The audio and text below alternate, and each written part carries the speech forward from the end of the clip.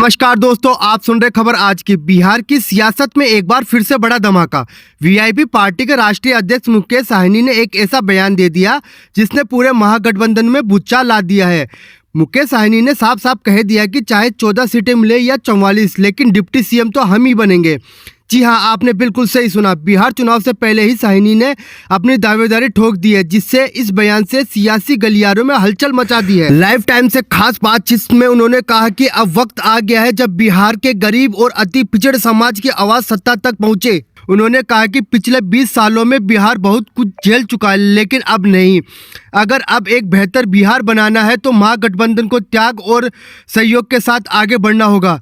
मुकेश साहनी ने दावा किया कि इस महागठबंधन को पूरी मजबूती के साथ चुनाव लड़ेगा और सरकार भी वही बनाएगा। उन्होंने कहा कि हम अटूट है, सब एकजुट है और बिहार में महागठबंधन की सरकार ही बनेगी। अब सीटों को लेकर जो पेंच खसा हुआ है उस पर भी साहनी ने खुलासा किया। उन्होंने बताया कि लगभग 90% सीटों तक सहमति बन चुकी है, सिर्फ कुछ सीटें ही लेकर बातचीत बाकी है। उन्होंने कहा कि कांग्रेस के कुछ नेता दिल्ली में है, बैठक चल रही है और उम्मीद है कि आज रात या कल तक सब कुछ फाइनल हो जाएगा, यानी कल या परसों तक सीटों का ऐलान भी हो सकता है। साहनी ने बताया कि कई उम्मीदवारों को पहले ही फील्ड में भेजा जा चुका है। कुछ सीटें ऐसी है जहां रिपोर्ट अच्छी नहीं है, इसलिए होल्ड किया हुआ है, लेकिन जहां स्थिति साफ है वहां उम्मीदवार तैयारी में जुट चुके हैं। अब आते हैं सबसे दिलचस्प हिस्से पर, डिप्टी सीएम की कुर्सी पर। मुकेश साहनी ने कहा कि चाहे जितने भी सीटें मिले, लेकिन डिप्टी सीएम हम ही बनेंगे। और जब उनसे पूछा गया कि क्या तेजस्वी यादव मुख्यमंत्री का चेहरा रहेंगे, तो उन्होंने जवाब दिया, देखिए जनता तय करेगी कि सीएम और डिप्टी सीएम कौन बनेगा। हमारा काम है मेहनत करना, लड़ना और जीतना। उन्होंने यह भी कहा कि सरकार बनी तो डिप्टी सीएम का पद अति पिछड़ा वर्ग को ही मिलेगा, यानी मल्लाह समाज का बेटा सत्ता में भागीदार बनेगा। अब सुनिए सबसे चौंकाने वाली बात, बीजेपी ने भी इस बयान पर रिएक्ट किया और बीजेपी के नेता कह रहे हैं कि चाहे मुख्यमंत्री का चेहरा तय न हो, लेकिन डिप्टी सीएम का चेहरा तो तय है, और वो भी मुकेश साहनी।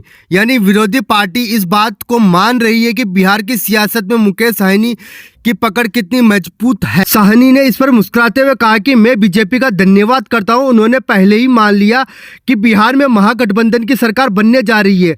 जब वो खुद ही कह रहे हैं कि डिप्टी सीएम मैं बनूंगा, तो सीएम भी हमारी ही होंगे। जहां सोचिए बिहार के राजनीति में, जहां एक तरफ लालू यादव के विचार, तेजस्वी यादव का चेहरा और कांग्रेस की रणनीति चल रही है, वही दूसरी तरफ मुकेश साहनी खुलेआम कह रहे हैं कि बिना उसके समर्थन कोई सरकार नहीं बन सकती।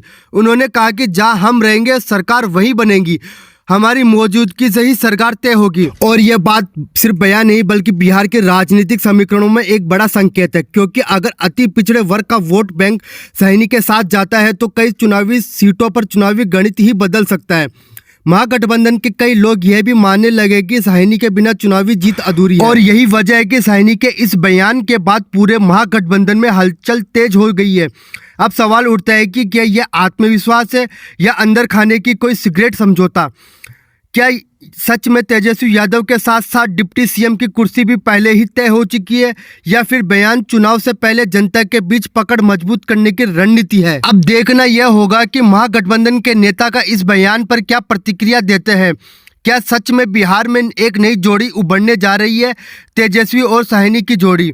लेकिन फिलहाल इतना तय है कि मुकेश साहनी ने इस बयान की चुनावी माहौल पर तड़का लगा दिया है और हर पार्टी के लिए बयान सिरदर्द बना चुका है।